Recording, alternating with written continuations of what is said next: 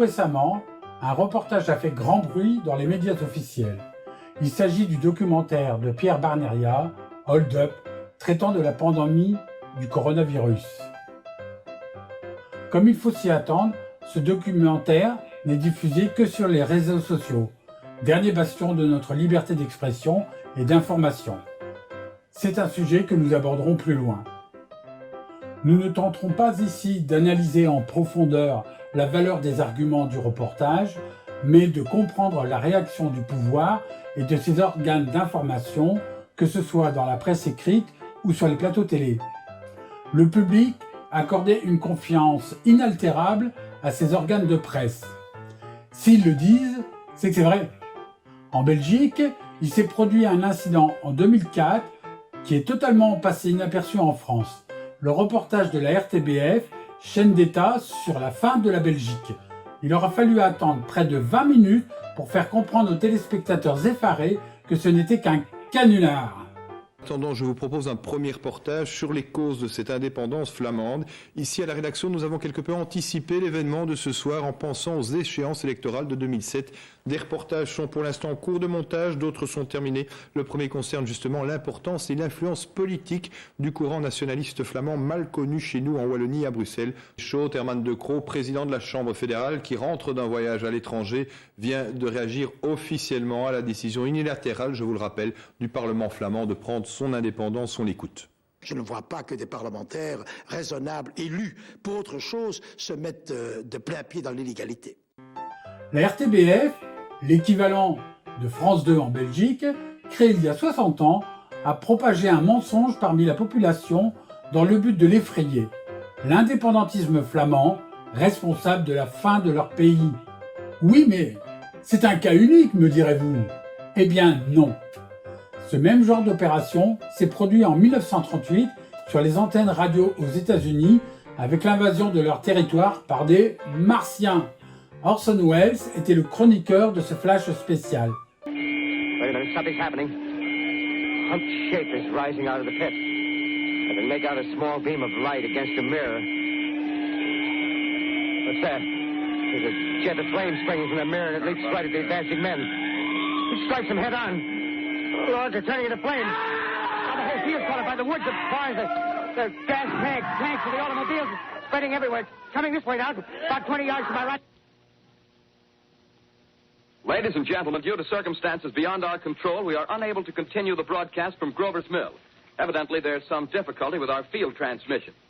Les Allemands, à l'époque, avaient considéré cette opération médiatique comme un test de manipulation des foules par ce nouveau moyen de communication. La question qui s'impose à présent est: peut-on encore croire ce que les médias officiels racontent? Et les gouvernements nous disent-ils la vérité?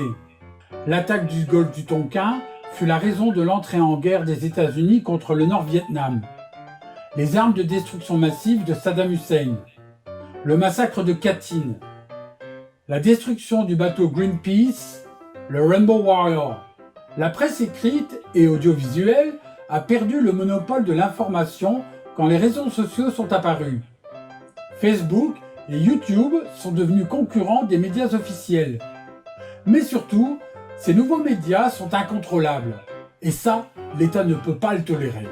Un concept qui se répand dans des proportions surprenantes. Croyez-vous à la théorie du complot? On ne combat pas seulement le virus, mais aussi une infodémie de fausses informations et théories du complot à son sujet. Une énième version de la théorie du complot. Et c'est beaucoup plus riche en émotions de dire il y a un complot. Et le complotisme, ça commence comme ça. Et il soulève la théorie du complot. Marie Pelletier donc est historienne, elle est spécialiste du complotisme. Bonjour ma chère Marie Pelletier, merci d'être avec nous.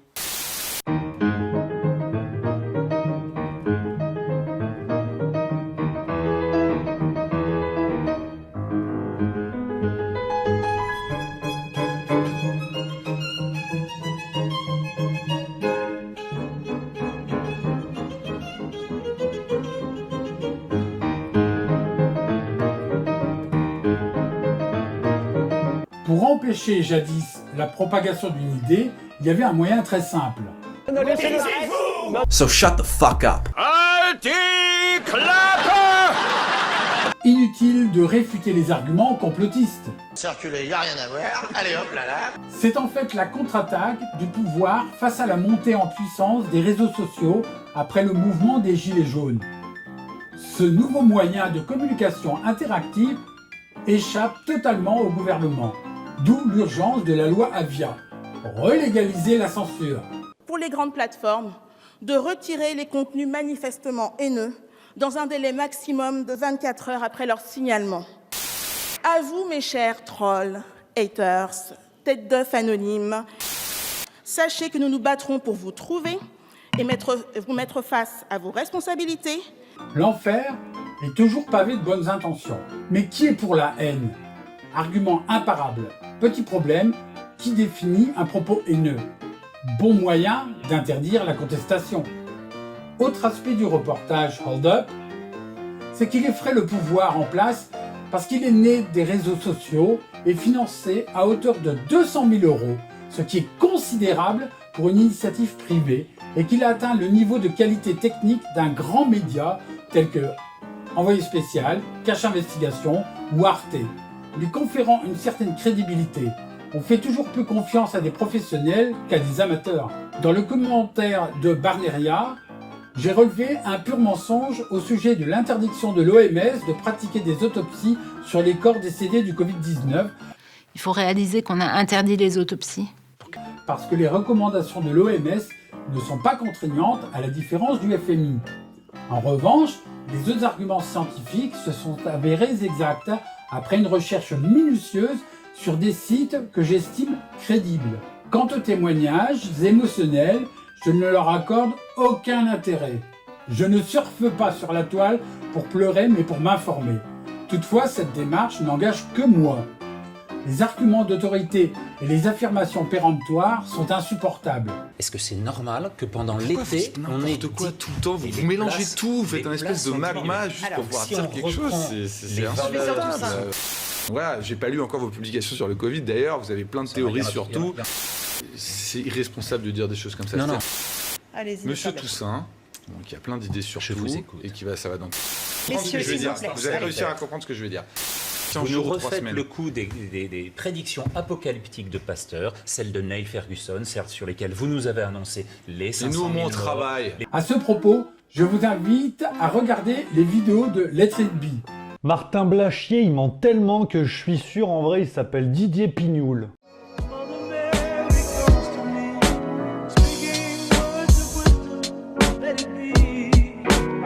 En conclusion, j'approuve l'initiative de Pierre Barneria et j'engage les futurs néo-journalistes à faire preuve de rigueur.